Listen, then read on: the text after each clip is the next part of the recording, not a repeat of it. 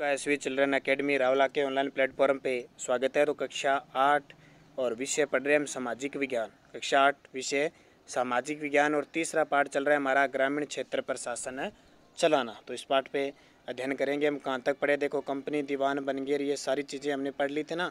तो अंग्रेज़ों के काल की आपकी किताब में दे रखा है, अंग्रेज़ों के काल में कैसा क्या होता था, कैसे नील का विद्रोह। तो हम कहाँ तक पढ़ चुके थे इस पाठ को। निज खेती की समस्या ये रियायती पढ़ चुके थे। अब हमें पढ़ना है नील का उत्पादन कैसे होता था, ये भी पढ़ लिया। नील विद्रोह और उसके बाद ये पढ़ना है हमें, है ना। हमने ये पढ़ा नहीं है पहले। मार्च 1859 में बंगाल के हजारों रियायतों ने नील की खेती करने से इनकार कर दिया। जैसे जैसे विद्रोह फैला, रियायतों ने बगान मालिकों को लगान चुनाने से भी इनकार कर दिया। वे तलवार, भाले और तीर कमान लेकर नील की फैक्ट्रियों पर हमला करने लगे। औरतें अपने बर्तन लेकर लड़ाई में कूद पड़ी। बगान मालिकों के लिए काम करने वालों का सामाजिक बहिष्कार कर दिया गया।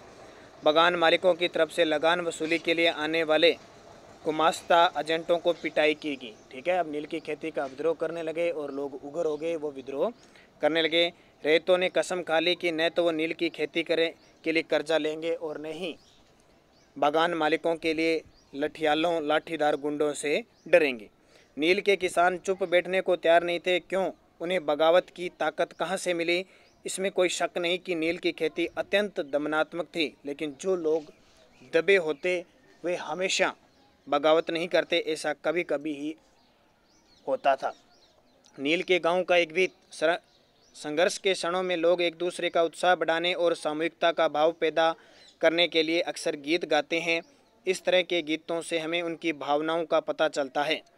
नील विद्रोह के दौरान बंगाल के निचले इलाकों में ऐसे बहुत सारे गीत सुनाई देते हैं। उनमें से एक गीत इस प्रकार है। देखो, एक गीत बनाया हुआ है।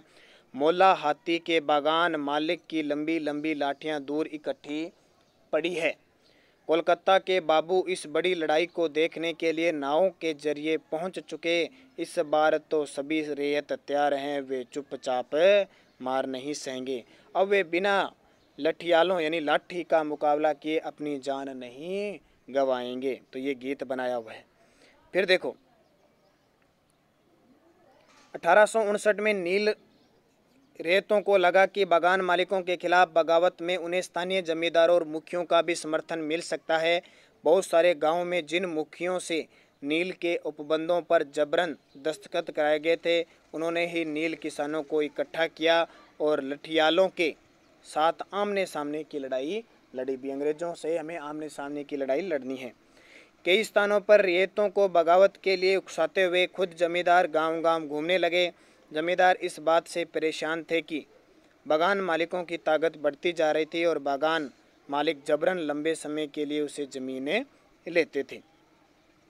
नील के किसानों को भी लग रहा था कि अंग्रेजी सरकार भी संघर्ष में उनका साथ देगी। 1857 की बगावत के बाद ब्रिटिश सरकार एक और व्यापक विद्रोह के खतरे से डरी हुई थी। जब नील की खेती वाले जिलों में एक और बगावत की खबर फैली और लेफ्टिनेंट गवर्नर ने 1859 की सर्दियों में इलाके का दौरा किया, रेतों को लगा कि सरकार उनकी दुर्दशा से परेशान है। बरसात में मजिस्ट्रेट एस्ले ईडन ने एक नोटिस जारी किया जिसमें कहा गया कि रियायतों को नील के उपबंध मानने के लिए मजबूर नहीं किया जाएगा। इस नोटिस के आधार पर लोगों में खबर फैल गई कि रानी विक्टोरिया ने नील की खेती न करने का हुक्म दे दिया। ईडन किसानों को शांत करने और विस्फोटक स्थितियों को नियंत्रित करने की कोशिश कर रहे थे। उसकी कार्रवाइयों को किसानों ने अपने विद्रोह का समर्थन मान लिया। जैसे जैसे विद्रोह फैला, कलकत्ता के पढ़े लिखे लोग भी नील जिलों की ओर चल पड़े। उन्होंने रेतों की दुर्दशा, बागान मालिकों की जोर जबरदस्ती और अत्याचारी नील व्यवस्था के बारे में लिखा। इस बगावत से परेशान सरकार को बागान मालिकों की रक्षा के लिए सेना बुलानी पड़ी।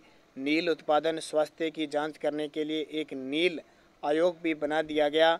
इस आयोग ने बागान मालिकों को दोषी पाया, जोर जबरदस्ती के लिए उनकी आलोचना की। आयोग ने कहा कि नील की खेती रियायतों के लिए फायदे का सौदा नहीं है। आयोग ने रियायतों से कहा कि वे मौजूदा अनुबंधों को पूरा करें, लेकिन आगे से वे चाहे तो नील की खेती बंद कर सकते हैं। इस बगावत के बाद बागानों में नील का उत्पादन धराशायी हो गया। इसके बाद बागान मालिक बिहार पर ध्यान देने लगे। 19वीं सदी के आखिर में कृत्रिम अंगों का निर्माण होने लगा। इससे उनका व्यवसाय भी बुरी तरह क्या हो गया, प्रभावित हो गया।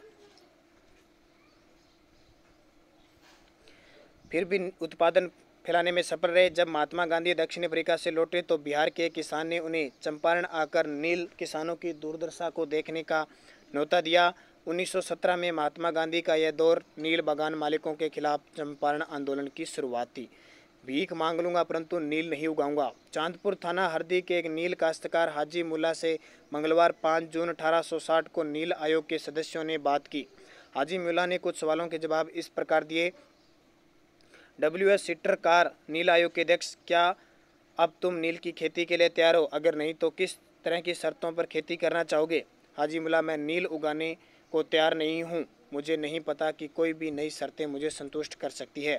श्री साले, क्या तुम 1 रुपया प्रति बंडल की कीमत पर भी खेती नहीं करना चाहते? हाजी मुल्ला, नहीं, मैं नहीं करूँगा। नील उगाने की बजाय मैं कहीं और चला जाऊँगा, भीख मांग लूँगा परंतु नील नहीं उगाऊँगा। ये बात इसने कह दी। इतने दुखी थे, ध्यान रखना। वेस्ट इंडीज़ में नील उत्पादन।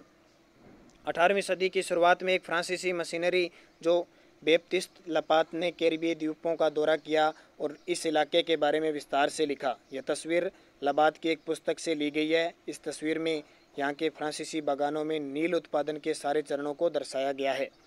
बाएं सिरे पर आप देख सकते हैं कि गुलाम आप देख रहे हैं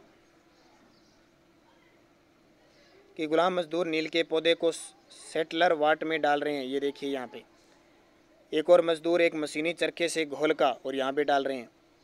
2 मजदूर नील की लुगदी को बोरे में भरकर सुखाने के लिए ले जा रहे हैं। अगले हिस्से में 2 मजदूर नील की लुगदी को मिलाकर सांचों में डालने के लिए तैयार कर रहे हैं। तस्वीर के बीचों बीच बागान मालिक ऊंची जगह खड़े होकर सारे गुलामों पर नजर रखा हुआ है। ये ठीक है, तो इस तरह करते थे। अब ये कल हम प्रश्न करेंगे।